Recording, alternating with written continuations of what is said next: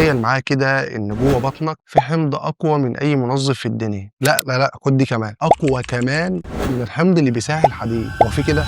الحمض ده اسمه حمض الهيدروكلوريك، ده اللي معدتك بتستخدمه عشان تهضم الاكل. بس الغريب بقى يا صاحبي ان جسمك سايبه عادي، لا هو كمان شغال كل يوم. قوته على مقياس الحموضه واحد، البي اتش بتاعته بواحد. انت متخيل؟ بص يا سيدي، البي اتش دي ببساطه مقياس بيعرفنا الماده دي حمضيه قد ايه. المقياس بتاع البي اتش بيبدا من 0 ل 14. كل ما الماده الرقم بتاعها بيقرب من الصفر الماده دي تبقى حامضيه. طب لو الرقم مثلا بقى 7 كده انت بقيت متعادل، بقيت الميه اللي احنا بنشربها. طب لو الرقم ده مثلا 12 او 13 او 14 كده انت بقيت ماده قلويه، وديت زي الصابون كده. المهم الحمض بتاع المعده البي اتش بتاعته بواحد. انت متخيل ان الرقم ده قادر يدوب مسمار؟ حد يجي يسالني ويقول لي طب ما الحمض البي اتش بتاعته بواحد، ازاي الرقم ده مش قادر يفرتك جدار المعده؟ عشان ربنا حاطط جواها درع مخاطي، والدرع ده سميك شويه، عشان كده بتقدر تحافظ على نفسها. والدرع ده بيتغير من يومين لثلاثه. فالمره الجايه اللي تحس فيها ان معدتك بتغلي افتكر فعلا انها بتغلي، بس مش من الجوع، من حمض قادر يدوب مسمار. بس كده يا سيدي، كان معكم محمد خالد من قناه كالدونيات معلومات على المزاج.